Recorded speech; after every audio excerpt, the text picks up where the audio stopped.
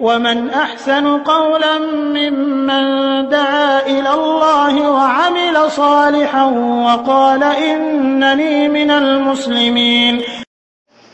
আসসালামু আলাইকুম ওয়া রাহমাতুল্লাহি ওয়া বারাকাতুহু। আমাদের একজন ভাই জানতে চেয়েছেন যে আমরা পরস্পরের লেনদেন করি, তো আসলে বর্তমানে তো আমরা লিখে রাখি না, টাকা ধার দিই। তো আসলে এই ধরনের লেনদেন করাটা কতটুকু শরীয়ত সম্মত?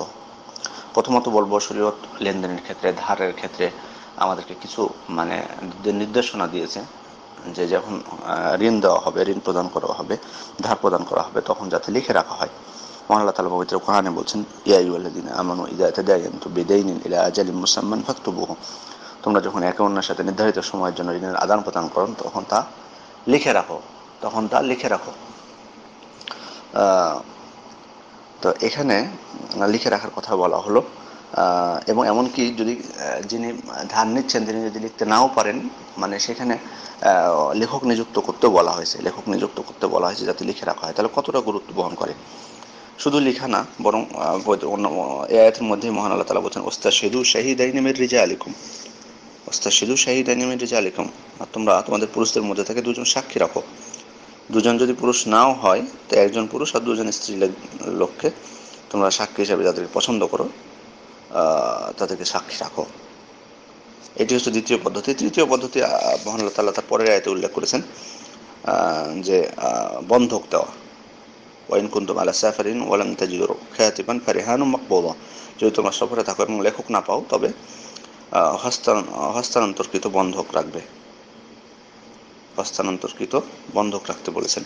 তো এটি হচ্ছে তিনটি পদ্ধতি, যাতে আপনি যে ধার দিলেন, ঋণ দিলেন, সেটি যেন একেবারে নিশ্চিত থাকে, এখানে অস্বীকারের কোনো উপায় না থাকে। সেজন্য মহান আল্লাহ তাআলা এই বিধানগুলো প্রণয়ন করেছেন। সুতরাং আমাদের মুসলিম হিসেবে আমাদের প্রত্যেকটি মুসলিমের উচিত যে এই লেনদেনের সময় এগুলো করা। কারণ হয়তো আমরা অনেকে বলবো যে হয়তো আমাদের মধ্যে অনেক কিছু মনে করবে যে হ্যাঁ, আমাকে তুমি বিশ্বাস করো না বা কিছু, কিন্তু না, বিশ্বাসের জন্য না, শরীয়ত আমাদেরকে নির্দেশ দিয়েছে, তাই আমরা করতেছি। তো এখন যদি কেউ না করেন, এটা লিখে না রাখেন, তাহলে কি কোনো গুনাহ হবে? বিদ্বানগণ বলছেন যে না, গুনাহ হবে না। এটি আলা সাবিলিল ইস্তিহবাব, আল্লাহ আমাদেরকে এটি যদি আমরা করি সেটি উত্তম, কিন্তু না করলে ইনশাআল্লাহ গুনাহ হবে না। কারণ পরবর্তী আয়াতেই তার প্রমাণ পাওয়া গেছে যে মহান আল্লাহ যখন বলছেন, ফাইন আমিনা বা'দুকুম বা'দান ফালিউআদ্দিল্লাযী তুমিনা আমানাতাহু ওয়া লিয়াত্তাকিল্লাহ রাব্বাহু। অতঃপর তোমাদের একে অপরকে বিশ্বস্ত মনে করলে যার কাছে আমানত রাখা হয়েছে সেজন্য আমানত প্রত্যাবর্তন করে। তো এখানে যে বিশ্বস্ত কথা এসেছে, যে বিশ্বস্ত মনে করলে এটি ইনশাআল্লাহ না করলেও হবে। তবে সত্যিকার অর্থে একটি কথা বলি যে মুসলিম হিসেবে আমাদের উচিত পবিত্র কোরআনের বিধিবিধানগুলোকে নিজের জীবনে বাস্তবায়ন করা, তাহলে এর মধ্যে আমাদের জন্য কল্যাণ রয়েছে। দেখুন, মহান আল্লাহ শুধুমাত্র লিখতে বলেই ক্ষান্ত হননি, কারণ লিখাতে অনেক সময় হয়ে যায়, হয়তো অনেক সময় প্রমাণের ঘাটতি। যেমন বর্তমানে আদালতগুলোতেও কিন্তু এই লিখার উপর সত্যায়ন এবং করে ফয়সালা করা হয় না, বরং সাক্ষী তলব করা হয়। যে কারণে তাহলে আমরা লক্ষ্য করুন যে বর্তমানে যে সাধারণ আদালত যেগুলো কোরআনের ভিত্তিতে বিচার করে না, কোরআনী আইনে, তারাও সাক্ষী তলব করে, লেখাটাকে যথেষ্ট মনে করে না। তাহলে পবিত্র কোরআন দেখেন, আমাদের জীবনের প্রতিটি সবকিছুকে সবকিছু বিধিবিধান এখানে দেওয়া আছে, কোনো কিছুই বাদ নেই। যে এমন কিছু বিধিবিধান নাই যে যেটা মানুষের কল্যাণদায়ক সেটা কোরআন নিয়ে আসেনি। প্রত্যেকটি বিধিবিধান কোরআন এবং সহিহ হাদিসে আছে যেটা আমাদের জন্য কল্যাণদায়ক। সুতরাং আমরা যদি কোরআনের দিকে ফিরে যাই, তাহলে আমাদের জন্য কল্যাণ রয়েছে এবং আমরা লিখে রাখবো। আর যদি কম টাকা হয়, আর যদি বেশি পরিমাণ টাকা হয়, তাহলে আপনার সাক্ষী রাখতে হবে যাতে অতিরিক্ত অনেক কোটি টাকা, লক্ষ লক্ষ টাকা লেনদেন হলে সাক্ষী রাখাটাই সব থেকে উত্তম, যাতে আরো বিশ্বস্ত হওয়া যায়।